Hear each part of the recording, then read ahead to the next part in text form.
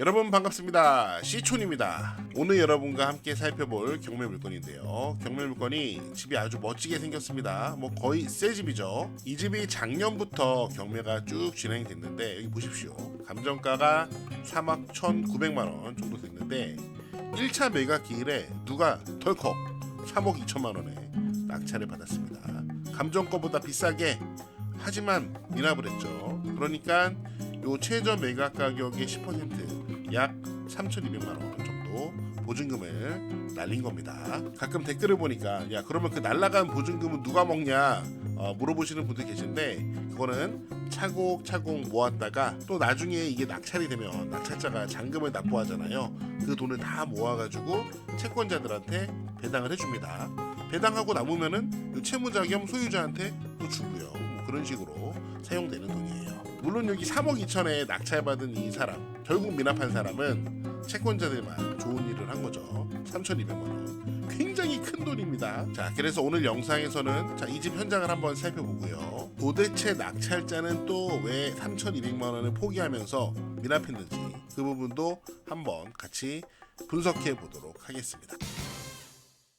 우선 현장을 간단하게 살펴보도록 하겠습니다. 여러분, 이 집을 보시면은 집이 얼마 안 된 집처럼 보이죠. 거진 새 집처럼 보이는 것 같습니다. 맞습니다. 사용 승인이 2020년 5년 됐긴 했는데 거의 새 집처럼 보이긴 하죠. 건축물 대장을 보니까 이 집은 구조가 스틸하우스라고 되어 있습니다. 이런 식으로 구조를 짜서 짓는 집을 말하는데요. 저는 주변에서 스틸하우스를 짓는 분들은 거의 못 봤어요. 물론 경매 물건에서도 스틸하우스는 자주 나오는 것 같지는 않아요. 건축물 대장산 면적은 44평, 45평 정도 되겠네요. 굉장히 큰 집입니다. 자, 땅을 보겠습니다. 땅을 보시면은 땅이 이렇게 3개의 필지로 구성되어 있고, 요 3개의 필지 모두 대지입니다. 네모 반듯하진 않지만 세 조각을 붙여서 거의 네모나게 만들어 놨어요. 집이 바라보는 방향은 이쪽 방향이니까 거의 남양집이라고 볼 수 있죠. 좋습니다. 자, 여기 미쓰고 부동산에서 도로까지 확인하고 넘어갈게요. 여기 보시면은 초록색 국공유지 도로가 여기 남쪽에 딱 붙어 있습니다. 그렇기 때문에 진입로 사용에는 전혀 문제가 없다, 이렇게 볼 수 있을 것 같아요. 지도로 위치를 좀 보시면은 여기 경매물건 주택이 여기 있고요. 바로 앞에 두암 저수지라고 있습니다. 상당히 큰 저수지인데 요 저수지 앞에 이렇게 마을이 자리 잡고 있어요. 근데 딱 봐도 요 마을의 집들 지붕을 보면은 굉장히 오래된 집이 많은 것 같고, 또 일부는 어쩌면 빈집일 수도 있겠다라는 생각이 드는 동네입니다.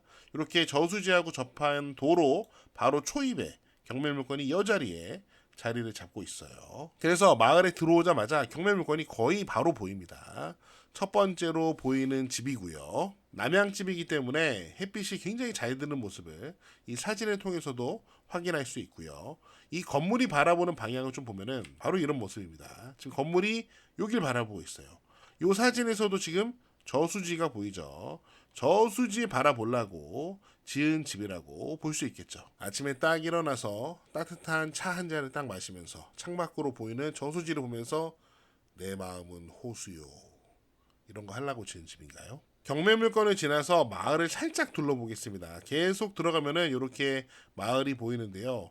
굉장히 따뜻해 보입니다. 좀 더 들어오면은 경매물건 여기 보이고 주변 마을들이 이렇게 보이는데 편안해 보이는데 굉장히 고요하다 못해 적막하기까지 한 느낌이 좀 드는 것 같아요. 경매물건으로 다시 돌아와 보면요. 지금 이 집을 2020년에 지어서 이 집에 살고 있는데 이 집의 주인이 살고 있다고 합니다.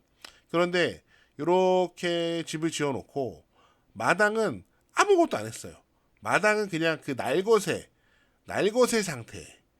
여기 잔디를 깐 것도 아니고요. 나무를 심은 것도 아니고요. 꽃을 심은 것도 아니고 그냥 날것 그대로 자풀만 제초 작업을 한 것 같아요. 제 스타일이긴 합니다. 저도 인위적인 것을 그렇게 좋아하지 않는 편이라. 그런데 또 이렇게 아무것도 안 한 마당은 진짜 처음 보는 것 같습니다. 자, 집을 보시면은 여기 잘 보세요. 지금 경매물건이 있고 여기 옆집 보이죠? 여기 옆집을 보시면은 이렇게 옆집이 보이는데 이 건물은 이 옆집의 부속 건물이에요. 이 안쪽에 있는 게 본체이고 얘는 부속 건물인 것 같아요. 그런데 얘가 뭐가 문제냐면 여러분 약정 끝난 인터넷, 정수기, 휴대폰 가만히 두면 최대 128만원 손해보고 계신 겁니다. 인터넷 TV 최대 48만원, 정수기 최대 30만원, 휴대폰 최대 50만원까지 법이 정해준 지원금 제도가 있는데 이 모든 혜택을 아정당에서는 설치 당일 입금해줍니다. 카드 캐시백도 최대 21만원까지 가능하니까 비교해 보시고요. 아정당은 365일 24시간 상담 가능하고 다른 업체보다 혜택이 적으면 차액의 120%를 보상해 줍니다. 불만족 시 전액 환불하는 국내 유일 보장 이사까지. 정당하게 받자고요. 아정당. 이 집이 뭐가 문제냐면요. 지도를 좀 볼게요. 자, 잘 보시면은 금방 봤던 그 건물이 이 건물입니다. 이 건물. 여기 이 건물인데 지금 보시면은 경매물권 토지가 파란색으로 표시가 되어 있잖아요. 그런데 옆집 건물이 현재 경매물권 토지 위에 살짝 걸쳐 있는 모습을 우리가 확인할 수 있습니다. 그래서 감정평가서에도 이 내용이 명시되어 있어요. 경매물권 토지가 이렇게 있는데 타인의 건물이 그 위에 일부 올라가 있다. 이런 내용이 감정평가서에서도 쓰여 있습니다. 그런데 저는 이 부분 때문에 낙찰자가 3천만원, 3,200만원 포기하면서까지 미납했다라고 생각하지는 않습니다. 뭐 이 정도야 얼마나 된다고요. 그냥 뭐 내 땅이지만 편하게 쓰십시오. 우리 뭐 그냥 행복하게 잘 지내보죠. 뭐 이런 식으로 접근하는 게 좋지 않겠습니까? 뭐 요거 요만큼 얼마나 한다고 이거 챙기려고 옆집이랑 막 소송하고 나 이 땅 소유권 있어 내 소유권 방해하지 마 방해배제 청구할 거야 건물 쳤고 소송 들어가 뭐 이렇게 하면은 뭐 행복하겠습니까? 아무튼 이 부분은 토지 일부가 그런 상황이라는 겁니다. 집을 계속 보겠습니다. 역시 마당은 날것의 상태고요. 요 앞에 나무 데크가 있습니다. 그 다음에 여기 보시면은 외벽은 세라믹 타일, 세라믹 판넬로 마감을 한 것 같은데 이런 게 이제 관리하기가 쉽다고 하더라고요. 집을 살짝 옆에서 바라본 모습이고요. 지금 보시면은 요 뒤에 낮은 언덕이 있는데 제가 보기에는 여기도 그냥 날것인 것 같아요. 요 뒤에다가 좀 배수로를 잘 깔아서 물 빠짐이 좋게 하는 게 필요할 것 같은데 여기도 뭐 그런 조치는 딱히 제가 보기에는 이 사진 속에는 보이지는 않습니다. 관심 있는 분들은 현장에서 한번 확인이 필요할 것 같아요. 거실 창문의 모습이고요. 멋지네요. 자, 뒤로 돌아오면은 이렇게 앞에서 돌아온 겁니다. 이 앞에 저수지 보이고요. 멋집니다. 돌아오면은 요 뒤에 이렇게 창고 같은 게 또 붙어 있습니다. 이게 보일러실이고 그 옆에 이렇게 또 창고가 보입니다. 근데 제가 이렇게 분석을 해보니까 결국에는 이 창고가 미납의 원흉이 아닌가 싶습니다. 이제 그 이야기를 한번 해볼게요. 자, 이 평면도를 보십시오. 여기 보면은 자, 이 집에 건물이 있습니다. 이렇게 두꺼운 빨간색으로 표시된 건물이 보이고 여기 기역, 니은, 디귿, 제시외 건물이 보입니다.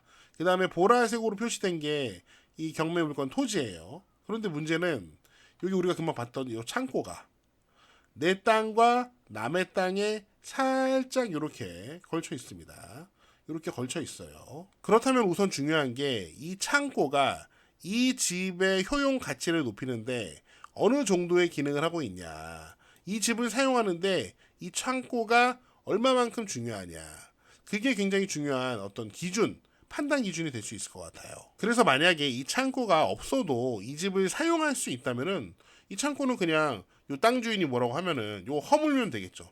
뭐 사람 불러가지고 요거 허물어 달라고 하면 됩니다. 그런데 만약에 이 창고가 이 집을 사용하는 데 있어서 굉장히 중요한 역할을 한다면 얘기는 달라질 수 있겠죠. 두 번째로 우리가 판단해 봐야 되는 게 과연 이 뒷땅 주인이 누구냐 그 문제를 확인해 봐야 된다고 저는 생각을 해요. 왜냐면은 이 창고가 이렇게 남의 땅에 걸쳐 있잖아요. 만약에 이 땅이 생판 남의 땅이라면은 이 땅 주인한테 내가 창고를 여기 좀 사용하겠습니다. 양해를 좀 부탁드립니다. 지료는 제가 드릴게요. 뭐 이런 식으로 협상을 할 수도 있고요. 그런데 그거 자체가 골치 아프고 머리가 아플 수도 있습니다. 이 단계에서 미납의 이유가 벌써 발생을 하죠. 근데 만약에 또 이 땅이 생판 남의 땅, 제3자 땅이 아니고 이 경매물건의 소유자 겸 채무자 소유의 땅이라면, 즉 이 경매물건 주인이 이 뒷땅 주인이라면 어떻게 될까요? 한번 확인해 보겠습니다. 지금 이 뒷땅은요, 소유권 변동일이 2017년 9월 29일입니다. 자, 그 다음에 요 바로 앞에 있는 땅을 클릭해 볼게요. 이 땅은 소유권 변동일이 같은 날 2017년 9월 29일 2017년 9월 29일 같잖아요. 그러니까 여러분 같은 날 토지를 거래를 했다면은 한 사람 소유일까요? 다른 사람 소유일까요? 저는 한 사람 소유일 가능성이 굉장히 높다고 생각합니다. 제가 지금 이 토지 대장을 확인하고 싶은데 지금 정부 24가 먹통이에요. 그래서 확인을 못했어요. 근데 아마도 요 소유권 변동일이 같은 거를 보니까 이거 분명히 이 뒷땅 역시 이 경매물권 소유자의 토지일 가능성이 상당히 높아 보입니다. 자, 그렇다면 추정을 해보겠습니다. 낙찰자가 낙찰받아서 요 창고까지 이제 사용하려고 하는데 현장에 가봤습니다. 그러니까 요 집주인이 하는 말이 요 뒷땅도 제 땅인데요. 요 창고는 뭐 어떻게 하실 건가요? 뭐 요런 문제가 생겼다면 충분히 미납을 할 만한 사유가 되겠죠. 어디까지나 제 개인적인 추측이고 뇌피셜입니다. 왜냐면은 낙찰자는 요 감정가보다 높은 가격에 낙찰을 받은 만큼 돈은 있는 사람인 것 같아요. 배짱이 있는 사람이라고 할까? 아니면은 뭐 무모한 사람이라고 할까요? 모르겠습니다. 만약에 돈이 있는 사람이라면 그 뒷땅까지 사는 거 문제가 되지도 않겠죠. 그렇다면 이 뒷땅을 얼마에 사야 될까요? 여러분 이것 좀 보세요. 저는 이 감정가 보고 정말 깜짝 놀랐는데 이 세 개의 필지의 감정가를 보면은 지금 평으로 제가 바꿔놨는데 평당 감정가가 92,000원입니다. 92,000원. 와, 진짜 싸죠. 이게 무슨 전, 답, 임야 아닙니다. 돼지입니다, 돼지. 그런데 평당 92,000원. 와, 진짜 쌉니다. 그런데 낙찰자가 이 뒷땅을 사겠다고 하니까 얼마 달라고 할까요? 전 모르겠습니다. 다만 이런 상상이, 시나리오 상상이 가능하다는 거죠. 아, 오늘 영상 댓글에 분명히 어떤 분이 야, 너 진짜 뇌피셜 오진다. 이런 댓글 하실 것 같은데 맞습니다. 제 뇌피셜입니다. 그냥 추측을 한번 해보는 거예요. 자, 마지막으로 경매물건에 관심 있을 분들을 위해서 간단하게 분석을 해보겠습니다. 사건 번호 확인하시고요. 전라북도 고창군입니다. 감정가 3억 1천만원 현재 쭉 내려와서 최저가 1억입니다. 자, 임차인 권리 분석해 보겠습니다. 조사된 임차 내역이 없고요. 등기된 권리들도 이거 말소 기준 권리 이후로 모두 나중에 후순위 권리들이기 때문에 모두 경매 과정을 통해서 말소되고 낙찰자에게 인수되는 것으로 보이지는 않습니다.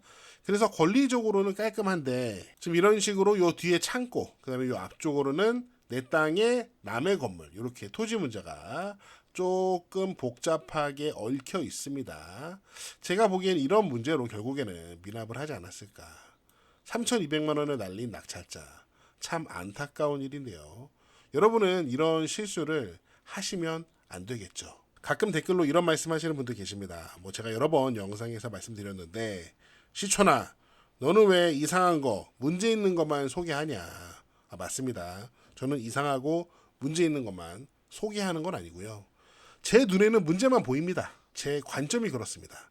제가 경매 관련된 영상을 만들고 있지만 저는 여러분한테 경매 낙찰받으라고 영상을 만드는 건 절대 아니에요. 여러분이 이런 영상을 보면서 재미도 있고 뭐 공부도 되고 그리고 만약에 나중에 실전으로 경매를 도전할 기회가 있다면은 반드시 조심하시라고 뭐든지 의심하시라고 저는 영상을 만들고 있습니다. 물론 어떤 사람 눈에는 똑같은 걸 갖다 줘도 좋은 것만 보일 수 있습니다. 그거는 그 사람 자유고요. 저는 웬만하면은 뭐든지 의심하려고 합니다. 아무래도 제가 저희 아버지한테 배운 게 이런 게 아닌가 싶습니다. 뭐 아버지가 돌아가셨긴 했지만 저는 아버지께서 저한테 잘 가르쳐 주셨다고 생각합니다. 영상이 좀 길어지긴 하지만 제가 저희 아버지한테 배운 인생 철칙이 3가지가 있거든요. 첫 번째, 세상은 다 사기다. 두 번째, 세상의 모든 사람은 자기 유익을 추구한다. 이기적이란 말이죠. 세 번째, 세상에 거저 차려놓은 밥상 없다. 저희 아버지께서 이거를 저한테 줄기차게 가르치셨는데 제가 어렸을 때는 이 말 자체에 좀 반감이 있었습니다. 왜냐면은 우리 아버지는 왜 이렇게 세상을 부정적으로 보시는 거야. 그런 마음이 컸는데 제가 좀 나이가 들고 또 결혼도 하고 세상을 살다 보니까 우리 아버지 말씀이 맞구나. 그런 생각이 나중에 들더라고요. 그래서 이제는 저도 저희 아버지처럼 살고 있습니다. 뭘 보든지 간에 우선 의심해요. 왜? 세상은 다 사기니까. 그러다 보니까 부정적인 게 더 잘 보이고요. 영상을 만들 때 제가 또 그렇게 강조하는 것 같습니다. 그런데 저는 이게 영상을 보시는 분들께 유익하다고 생각해요. 저의 착각인가요? 네, 제가 준비한 내용은 여기까지고요. 여러분 어떻게 보셨는지 여러분의 다양한 댓글을 남겨주세요. 저는 다음 영상에서 더 재미있고 유익한 내용으로 돌아오겠습니다. 여러분, 시청하게인